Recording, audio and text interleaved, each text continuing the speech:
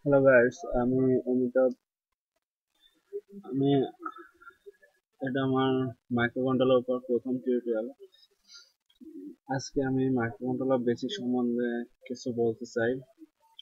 Microcontroller জিনিসটা এরকম যে মাইক্রো তো ছোট, কন্ট্রোলার হচ্ছে কোনো কিছু নিয়ন্ত্রণ করা, অর্থাৎ মাইক্রোকন্ট্রোলার হচ্ছে আমরা যার মাধ্যমে কোনো কিছু নিয়ন্ত্রণ করতে পারি।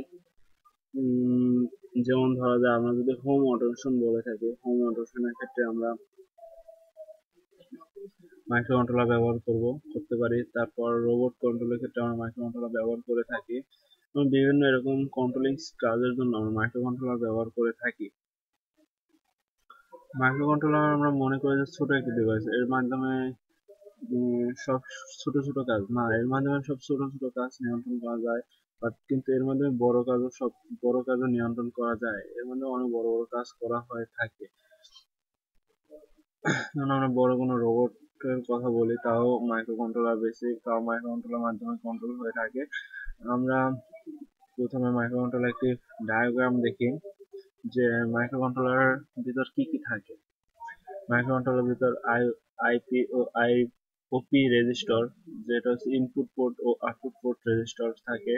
এডিসি থাকে, অ্যানালগ টু ডিজিটাল কনভার্টার, তার মধ্যে অ্যানালগ ইনপুট হয়ে থাকে।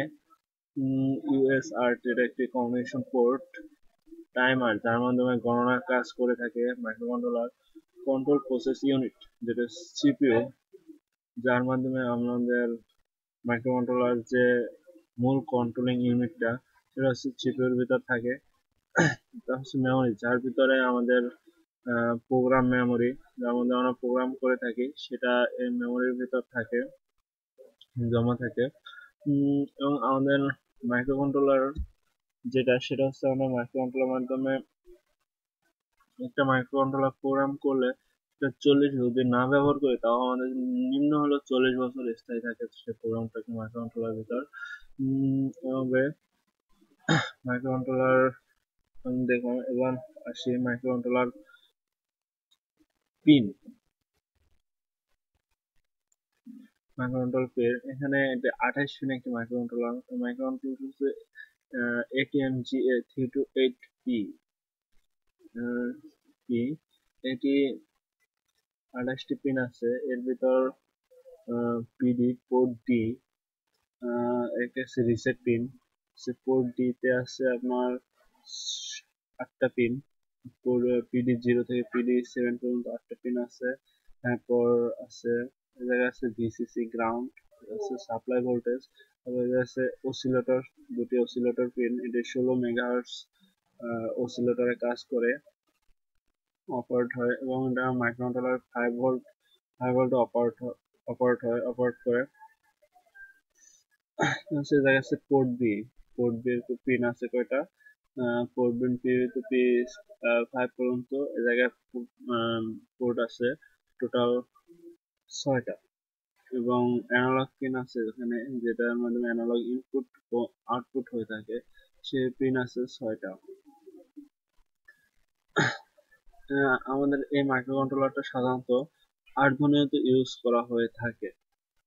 আর্ডুইনো হচ্ছে এমন একটি জিনিস, জিনিস বলতে ভুল হবে, এটা একটি এমন একটি বোর্ড বলা যায়, মাইক্রোকন্ট্রোলার বোর্ড বলা হয়, যার মাধ্যমে প্রোগ্রাম ইনপুট মানে প্রোগ্রাম লোড করা হয় মাইক্রোকন্ট্রোলারে। এবং এ জায়গায় কয়েকটি পিন দেওয়া আছে, এই পিনের মাধ্যমে আমরা কাজগুলো করতে পারি। এটার মাধ্যমে আমাদের অনেক সুবিধা আছে। আর্ডুইনো বা আর্ডুইনোর যে অন্যান্য বোর্ড গুলো আছে, তাতে দেখা যায় আর্ডুইনোতে আমার যে পিন গুলা এলোমেলো করা আছে, এই জায়গায় সিরিয়ালি পিন গুলো সাজানো আছে। যেরকম দেখা যাচ্ছে আর্ডুইনো 0 থেকে 5 পর্যন্ত টোটাল 6টি পিন আছে। এবং 0 থেকে 13 পর্যন্ত টোটাল 14টি পিন আছে। এখানে এগুলো হচ্ছে অ্যানালগ পিন, তার মধ্যে আমরা অ্যানালগ ইনপুট দিতে পারি। এবং এই জায়গায় আছে যে ডিজিটাল পিন, যার মাধ্যমে ডিজিটাল কাজগুলো হয়ে থাকে। এর কিছু পিডব্লিউএম পিন আছে, যেগুলো পাসওয়ার্ড মডুলেশন, এটা সম্বন্ধে আমি পরে আলোচনা করব। এখন সাধারণত একটু বলে থাকি প্লাস অফ মডুলেশন, এটা এরকম ডিজিটাল টু অ্যানালগ মানে ডিএসি, এটা ডিজিটাল আর ইনপুট মানে এখান থেকে ডিজিটাল আউটপুট হয়ে থাকে, অ্যানালগ আউটপুট হয়ে থাকে, এখানে অ্যানালগ ইনপুট গ্রহণ করে, এখানে অ্যানালগ আউটপুট আউটপুট পাঠানো হয়। টিএক্স আর এক্স জায়গায় আমাদের মাইক্রোকন্ট্রোলার টিএক্স এবং আর এক্স দুটো পিন দেখছিলাম, এখানে টিএক্স আর এক্স দুটো পিন আছে।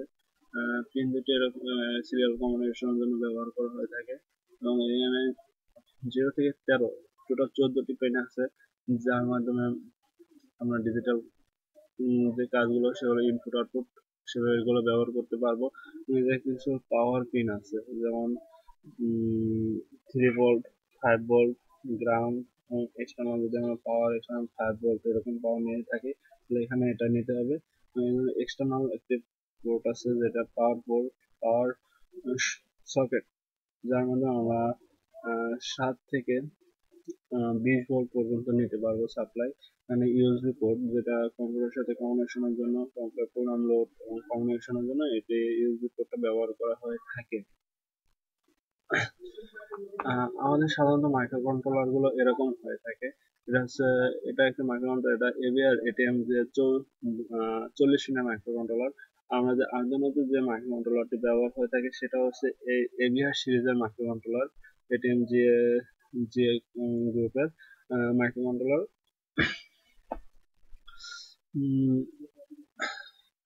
এবং আমরা আমরা আজকে এই পর্যন্ত মাইক্রোকন্ট্রোলার সম্বন্ধে ধারণা থাক। এরপরে আমরা জানবো কিভাবে মাইক্রোকন্ট্রোলার প্রোগ্রাম, কোন সফটওয়্যারের মাধ্যমে মাইক্রোকন্ট্রোলার প্রোগ্রাম করা হয়, এবং কি কোন সফটওয়্যারের মাধ্যমে আমরা এটা সিমুলেশন দেখতে পারবো। ধন্যবাদ সবাইকে আমার সাথে সময় দেওয়ার জন্য। সামনে টিউটোরিয়ালে আবার দেখা হবে, তার জন্য শুভকামনা রইল।